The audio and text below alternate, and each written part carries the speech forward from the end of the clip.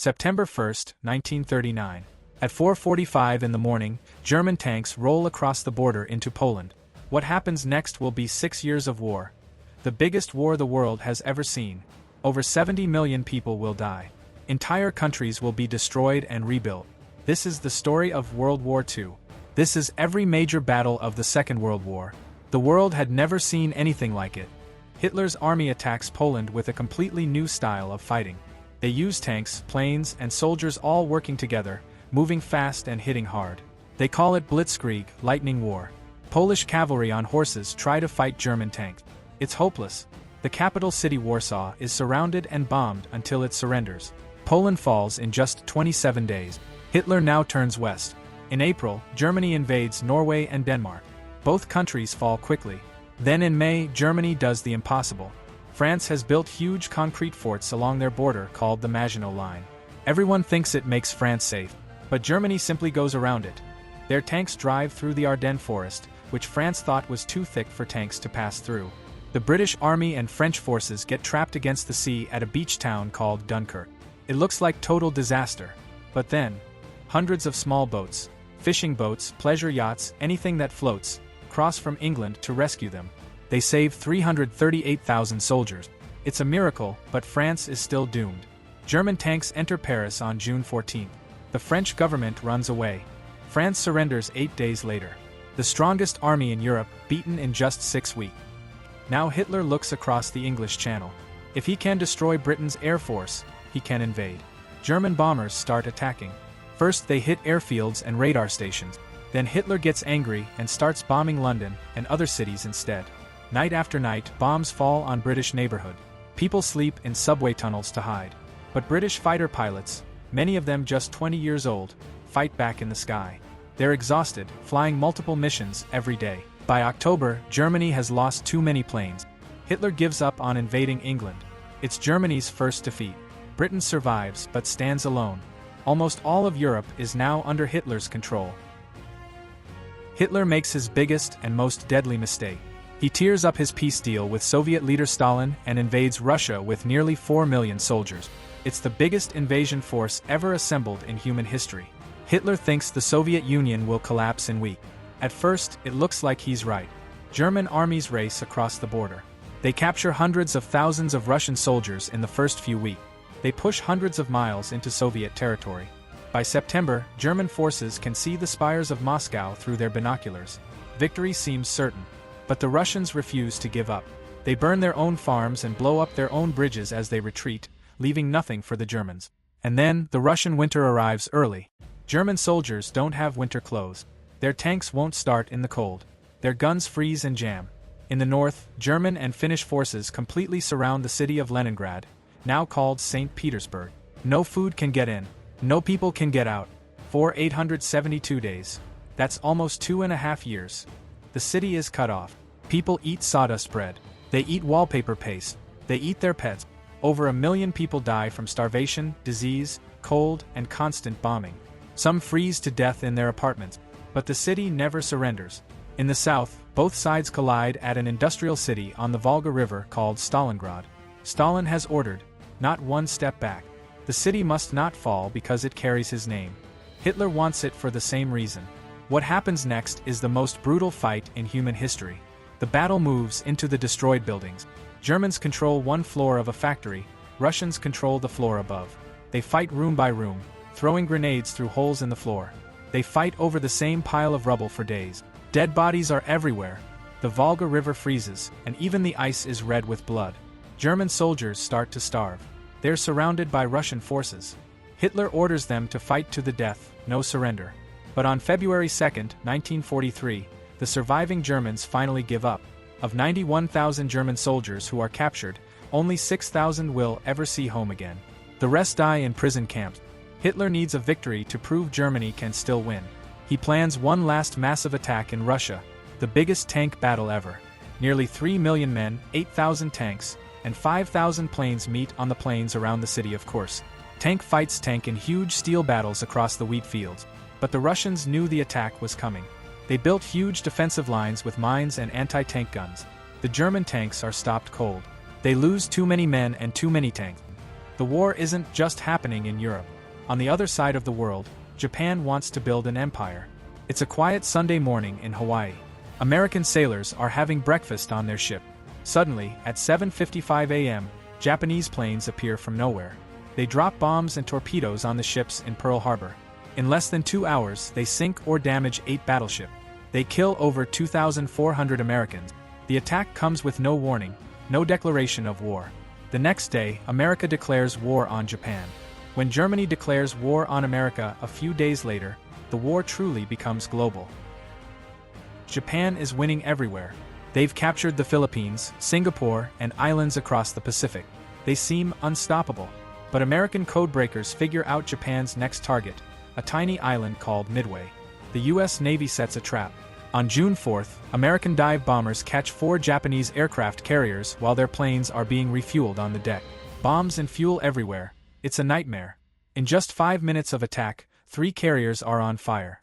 The 4th sinks later that day. Japan loses 4 carriers and many of their best pilots. They'll never recover from this.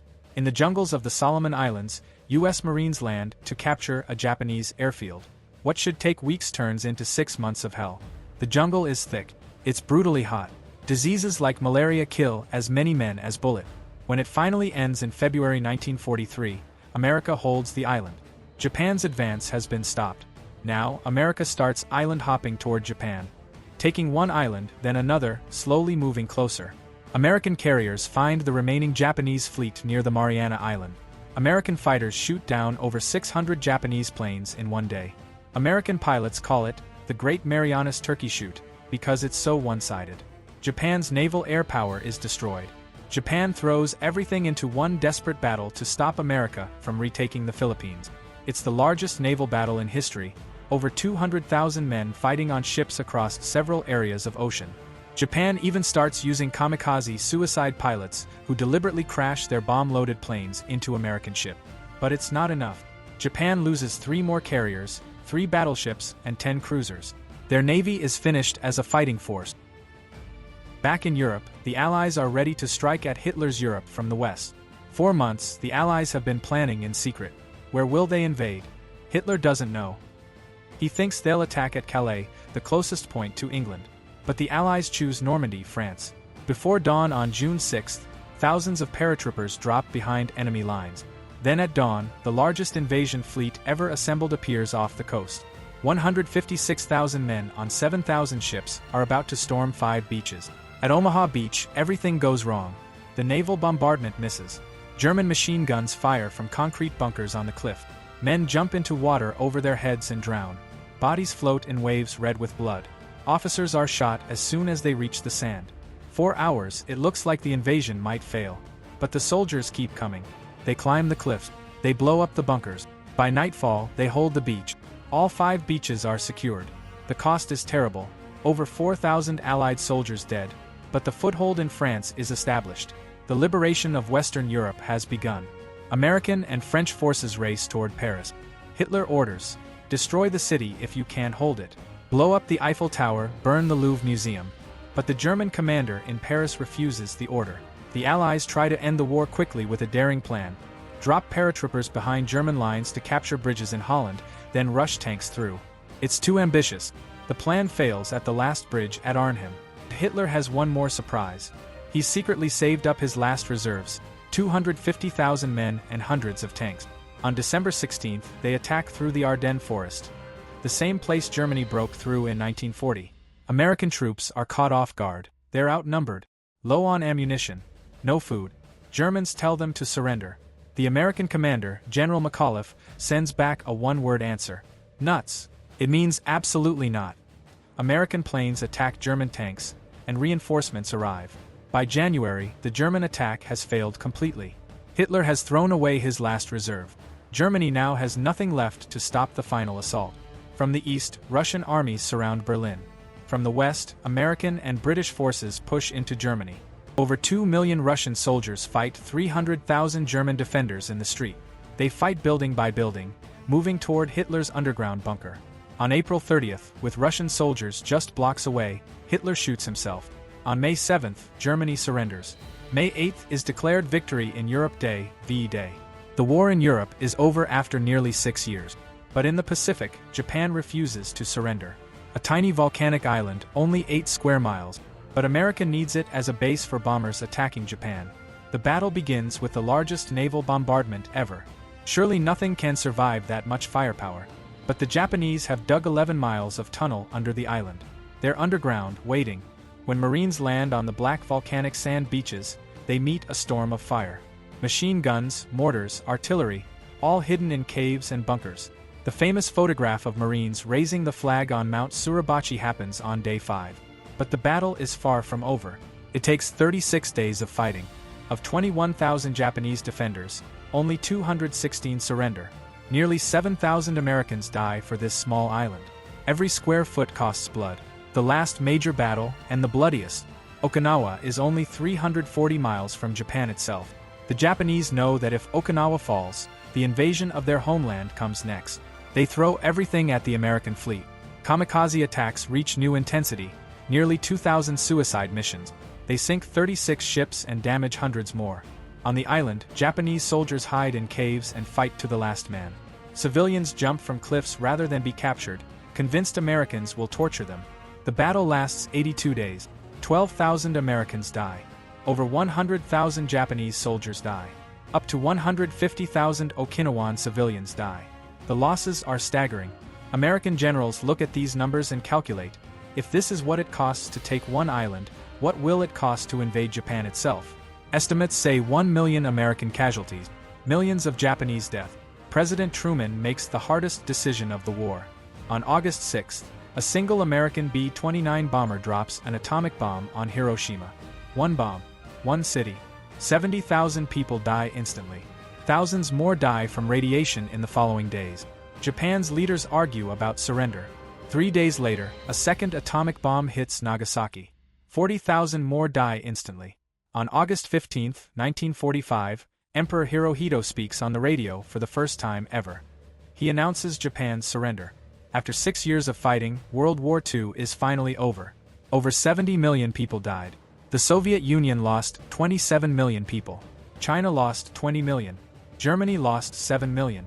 Japan lost 3 million. Poland lost 6 million, including 3 million Jews murdered in the Holocaust. Entire cities were reduced to rubble. Dresden, Tokyo, Manila, Warsaw turned to ash. But from the ruins, a new world order emerged. The United Nations was created to prevent such war from happening again. The soldiers who fought in these battles were ordinary people. Farmers, teachers, factory workers, thrown into the worst violence humans have ever created. Many were just teenagers. Many never came home. Those who did come home were changed forever. This was World War II. These were its battles. This was humanity's darkest hour, and somehow, its finest. This is history everyone should know. Subscribe to our channel to learn more stories like this. New videos every week. Hit subscribe. Don't miss the next one.